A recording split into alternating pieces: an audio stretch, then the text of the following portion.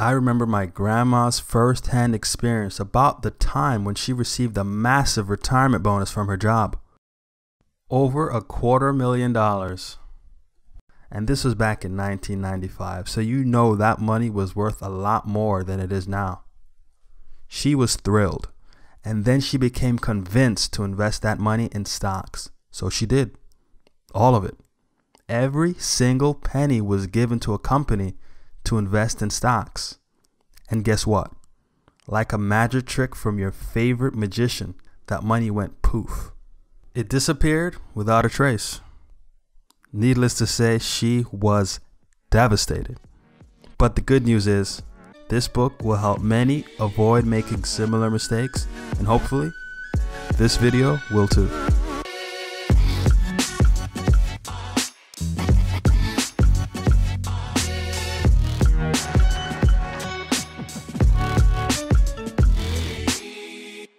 The truth is, on average, every 3 to 5 years, a bear market happens. Market crashes, or bear markets, cause a decline in the economy, and so prices drop about 20 to 60%. That's when words like recession and Great Depression gets thrown around to describe economic decline.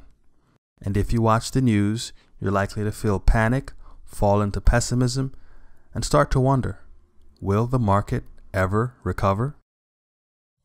Well, outside of all the doom and gloom, there are a few who see this crash as a time for us to invest more money at lesser cost.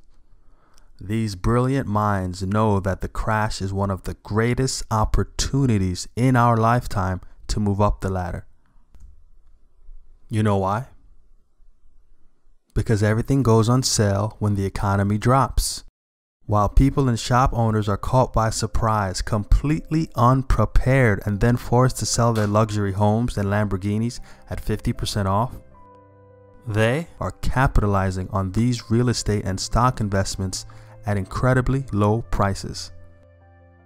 One of the greatest investors of the last century said, "The best opportunities come in times of maximum pessimism." Tip number 1 is, the best time for you to invest is during a crash. So, I started to realize that the greatest danger to our financial health isn't a market crash. It's being out of the market. And since you cannot accurately predict the rise and falls of the market, one of the most fundamental rules for achieving long-term financial success is that you get in the market and stay in it for the long run. But then that begs the question, which stock investment should you make? Well, this book recommends a solution that allows us to make money almost entirely on autopilot. The solution is for you to buy and hold onto every stock in an index such as the S&P 500. This includes companies like Apple, Google, Amazon, and Facebook, which, by the way, are the 4 businesses that are in a race to become the first trillion-dollar company. Also, an index fund protects investors against high transaction costs and taxes due to making fewer trades. This is a strategy recommended by Dalio, Swenson, Warren Buffett, and Jack Bogle. Tip number 2 is, the safest and securest investment you can make is on index funds. Now let's look at a great example from the book. Imagine that 2 friends, Joe and Bob, decide to invest $300 a month. Joe gets started at age 19, keeps going for 8 years, and then stops adding to this pot at age 27. In all, he saved a total of $28,800. Joe's money then compounds at a rate of 10% a year, which is roughly the rate of return of the US stock market over the last century. By the time he retires at age 65, how much does he have? The answer is $1,863,287. His small $28,800 investment has grown to nearly a $2 million investment. So let's look at his friend Bob. Bob gets off to a slower start and begins investing the same exact amount, $300 a month, at the age of 27. He's a disciplined guy and keeps on investing $300 a month until he's 65, a period of 39 years. His money also compounds at 10% a year. The result? When he retires at age 65, he's sitting on a nest egg of $1,589,733. So, if we step back for a moment, we can see that Bob invested a total of $140,000, which is almost 5 times more than the $28,800 that Joe invested. Yet Joe has ended up with an extra $273,554, even though Joe never invested a dime after the age of 27. So because Joe started earlier, the compound interest he earns on his investment brings way more value to his account. The point of the story is that compound interest is a force that can catapult you into a life of total financial freedom. Tip number 3 is, you don't need a lot of money to be wealthy. You need time. Today's winners could be tomorrow's losers. Don't let that be you. One of the biggest mistakes you can make when getting into financial investments is relying on a financial broker to manage your portfolio. First and foremost, they are loyal to the shareholders and the big money commissions they make by putting you on expensive, actively managed funds. You might end up with additional fees and taxes that will destroy your possibility of generating a passive income stream.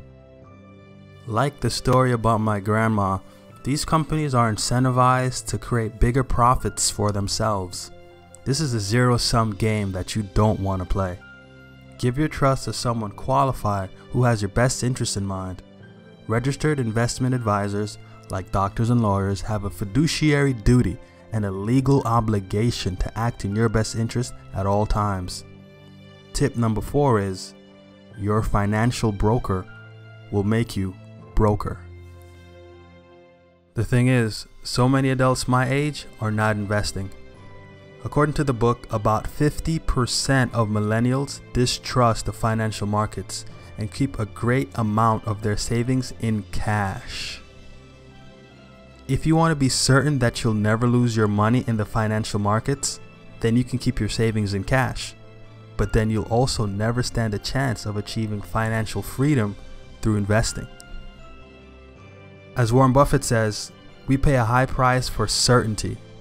What he could have added was that we also pay a high price for fear. If you live in unwarranted fear, you've lost the game before it even begins. How can we achieve anything if we're too scared to take a risk? You have to focus on what you can control, not on what you can't. When you become unshakable, you have unwavering confidence even amidst the storm. You are no longer trapped by circumstances or by fear of the coming crash. At the same time, you don't want to be too confident. That can lead to making bad decisions, such as relying heavily on one stock like Apple, or trying to predict the market corrections and fluctuations. Remain clear-headed and use logic over emotions. Act on the basis of knowledge. Tip number 5 is, don't invest emotionally in your financial investments. And these are the 5 passive income tips I learned from reading Unshakeable by Tony Robbins. If you know someone who is not a financial genius and may benefit from any of these 5 tips in this video, then please share this video. And of course, if you like the video, leave a like. If you like the channel, please subscribe.